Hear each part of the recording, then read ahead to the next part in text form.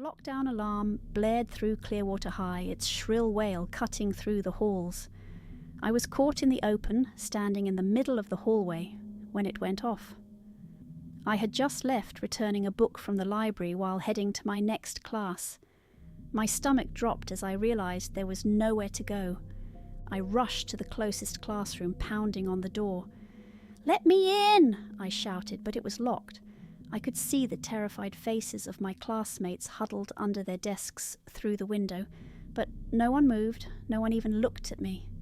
I sprinted down the hall, trying door after door, but every room was locked tight. The seconds dragged on, the echo of my footsteps making me feel horribly exposed. Finally, I found an empty classroom with the door slightly ajar. I ducked inside, expecting to see someone, anyone, but the room was empty. No students, no teacher.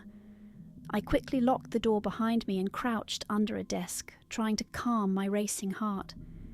The silence was suffocating, broken only by the blaring alarm. Then I heard it. Slow, deliberate footsteps in the hallway. Someone was out there. At first I thought it might be a police officer, maybe a teacher checking the hall.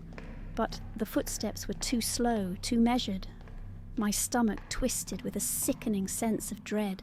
I peered out the small window in the door, but I couldn't see anyone. The footsteps stopped. And then a quiet scraping noise started coming from a nearby storage closet. My skin prickled. The scraping was rhythmic, like someone dragging something across the floor, or worse, someone trying to claw their way out. I swallowed hard, staring at the closet door. It was slightly ajar, just enough for me to see a sliver of darkness inside. My curiosity overpowered my fear, and I crept toward it, my footsteps soft on the linoleum. The scraping continued, louder now, more frantic. I reached for the handle and gently pushed the door open, expecting to see something or someone. Inside, crouched on the floor among old cleaning supplies, was a man in a janitor's uniform. He was standing over a deceased rat. His back was to me, his shoulders hunched over as he scratched at the floor with his nails. They were ragged and bloody, and the sound of it sent chills up my spine. I recognized him immediately. It was Mr. Howard, the custodian who'd been fired last year. Rumours had swirled around his departure, whispers about how he'd gotten too close with a few students, how the administration had let him go quietly to avoid a scandal. I hadn't thought about him in months. "Mr. Howard?" I whispered, my voice barely audible. He froze. Slowly he turned his head toward me, and the look in his eyes made my blood run cold. His face was gaunt, pale, and his eyes were wild, unfocused. His lips were cracked, and there was something off about his expression, like he was halfway between rage and confusion. "You're not supposed to be here," he said, his voice hoarse. "They locked me out, but I found a way back in. They don't know I'm still here." I took a step back, my heart hammering in my chest. "What are you doing?" I asked, trying to keep my voice steady. He stood up slowly, his movements stiff and unnatural. His hands were still dripping with blood from where he'd scratched the floor. He smiled, but it was more of a grimace, his teeth yellowed and uneven. "They tried to forget me," he muttered, "but I never left." I stumbled back, knocking into a desk. The sound echoed loudly in the empty room. His eyes widened, and he took a step toward me. "I just wanted to keep things clean," he said, his voice rising. "But they wouldn't let me. They thought they could just get rid of me." He was shaking now, his fists clenched, his breathing uneven. "I'm still here." I turned to run, but he was already moving, his footsteps heavy and erratic. I darted for the door, throwing it open just in time to hear him yell something unintelligible behind me. His voice was distorted, filled with anger and desperation. I ran down the hallway, the alarm still blaring, my breath coming in ragged gasps. My mind raced. How had he gotten back in? Was anyone else out in the halls? As I turned a corner, I saw the faint glow of flashing lights outside. The police were here. They must have been responding to the lockdown. I slammed into the nearest classroom door and pounded on it. A teacher opened it cautiously, and I rushed inside, locking the door behind me. The students stared at me, wide-eyed and pale. Through the small window in the door, I saw Mr. Howard standing at the end of the hallway, his figure barely visible in the dim light. He didn't try to follow me, he just stood there, watching. His face was expressionless now, as if all the rage had drained from him, leaving behind nothing but emptiness. The sirens outside grew louder, but even with the police, I couldn't shake the feeling that he wasn't done. Mr. Howard had began screaming and shouting a bunch of incomprehensible nonsense. Thankfully, an officer had finally found their way. The officer abruptly rushed over to take control of the situation. "On your knees, put both hands in the air now," the officer commanded as he held his firearm firmly. Mr. Howard had seemed to be in his own world, mentally unstable, unhinged and deranged, not acknowledging the officer's commands or authority at all. Suddenly, the janitor lunged and charged at the officer. The officer let off 2 powerful gunshots that echoed through the whole school, and then nothing but silence, followed by the harsh thud of the janitor's body falling to the floor. The whole class was dead quiet, everyone too shaken up to even mutter a single peep.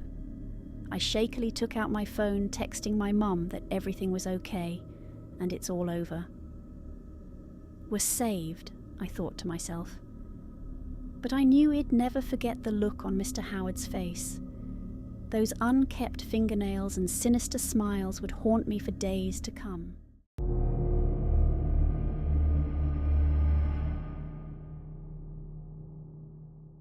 I was in the middle of a math test when it went off, jolting me from my concentration. I exchanged worried glances with my classmates as Ms. Green, our teacher, quickly locked the door and pulled down the blinds. "Everyone, under the desks, now!" she ordered. I scrambled beneath my desk, my heart pounding in my chest. We'd had drills before, but this time was different. The urgency in Ms. Green's voice, the fear in her eyes, it felt real.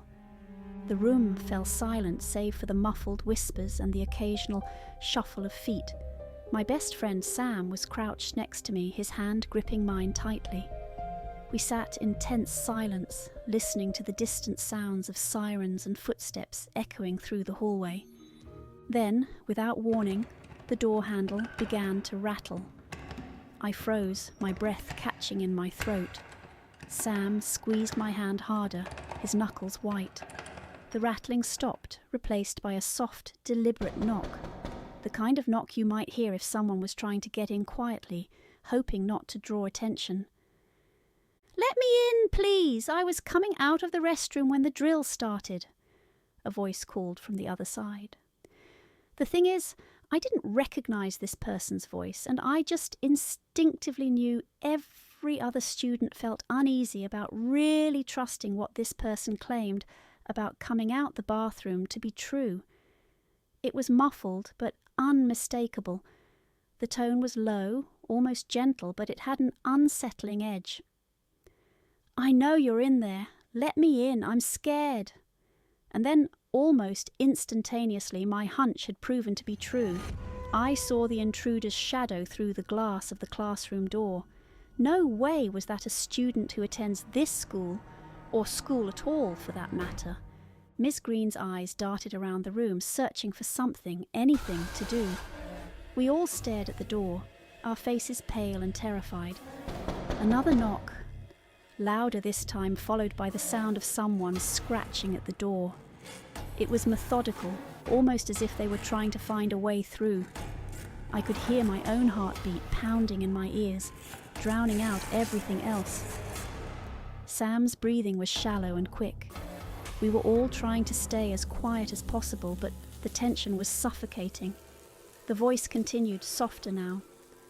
"I know people are in here." I wanted to call for help, to scream, but fear had paralyzed me. The scratching grew more frantic, the sound of nails scraping against metal. I imagined the intruder's face pressed against the door, their breath fogging up the glass. Suddenly the intruder's presence was no longer at the door, but instead distant in the hallway. The footsteps of the intruder were getting more and more faint. They were walking away. Had they given up? Did security spot them? As the footsteps faded, I noticed everyone in the classroom was wearing an expression of relief. I couldn't believe danger was literally just on the other side of that door. I felt guilty, but the truth is, I was happy he seemed to be leaving us alone and maybe trying for a different classroom. Everyone seemed to be regaining composure. Everyone except Ms. Green. And then the realization hit me. I recalled that the direction of the intruder's previous hall echoing footsteps weren't heading toward an exit or another class. Our class was nearly at a dead end in the halls. Then that's when I heard it, running, growing louder and seemingly closer, monstrous stomps shaking pens and pencils, rattling desks and the bookshelves. My heart leaped into my throat. The intruder barged through the door shoulder first. Ms. Green jumped up, but before she could react, the intruder stepped into the classroom. The intruder was dressed in dark clothes, their face obscured by a mask. The room erupted in chaos. Students scrambling to their feet, crying out in fear. Ms. Green moved to block the intruder, but they shoved her aside with ease. "Stay back!" the intruder shouted, their voice distorted. "Stay back, or I'll hurt you!" I ducked under my desk again, my mind racing. I could see Sam's face, contorted in terror, as he tried to pull me out from under the desk. The intruder's footsteps were heavy and deliberate, echoing in the confined space. The intruder began to ransack the room, overturning desks and throwing papers everywhere. I could hear their breathing, ragged and strained. It was clear they were agitated, desperate. In the chaos, I caught a glimpse of Ms. Green on the floor, her face pale and frightened. The intruder seemed to be searching for something specific, their movements frantic and erratic. The minutes dragged on, each second feeling like an eternity. Finally, the intruder let out a roar of frustration and stormed out of the room, slamming the door behind them. The silence that followed was almost worse than the noise. We waited, hearts pounding, until we heard the distant sound of sirens growing closer. The lockdown was over, but the fear remained. As the police finally arrived and escorted us out of the classroom, I looked around at the dishevelled room, the overturned desks, the frightened faces of my classmates. The intruder had left no clear trace of their motive or identity. Even now, as I walk through the halls, I can't shake the feeling of that door slamming open, the sense of something, someone, being just on the other side, waiting to break through.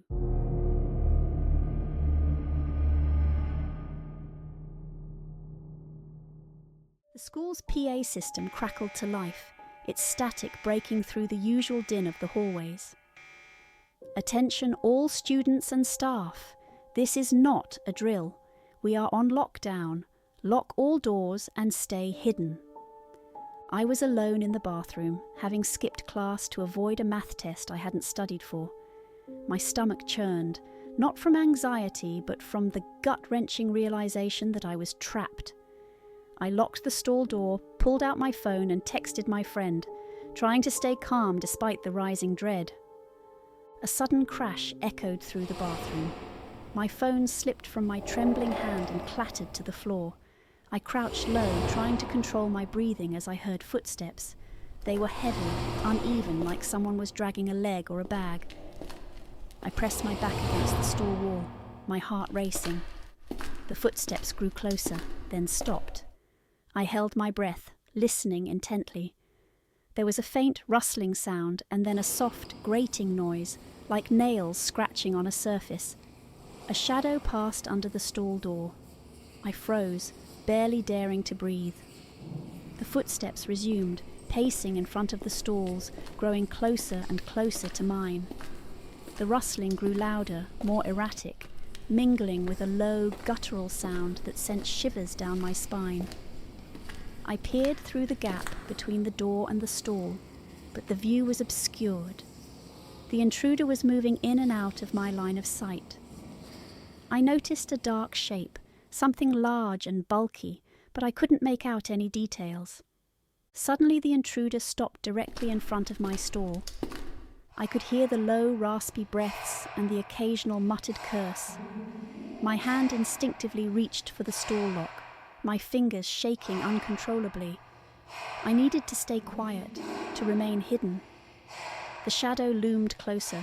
The door to my stall began to rattle, the intruder's hand clawing at the lock. My mind raced through every possible escape plan, but there was no way out. The stall walls felt like they were closing in on me. With a jolt, the door burst open. I gasped, but the intruder was not immediately visible. Instead, there was a sudden, eerie silence. I peered out cautiously and saw nothing but a pair of eyes glinting in the dim light. The intruder was crouched, almost hidden by the darkness. A hand shot out and grabbed my wrist. I yelped, but the sound was swallowed by the thick, oppressive quiet. The intruder's breath was hot and uneven against my skin. I felt a sharp sting as something cold and metallic pressed against my arm. Then, as suddenly as it had begun, the hand released me, and the intruder vanished into the shadows. I scrambled out of the stall and ran, the echoes of my footsteps mingling with the distant, chaotic sounds of the lockdown. When I finally made it out of the bathroom, I found teachers and students huddled in the hallways. The police arrived soon after, and the lockdown was lifted. But as they searched the school, I noticed something chilling. A small, bloodied metal object in the corner of the bathroom. A keychain with a single, tarnished silver key. The key was cold and heavy, and as I touched it, I couldn't shake the feeling that it was a message, a reminder that the intruder had been right there with me and that I had barely escaped with my life.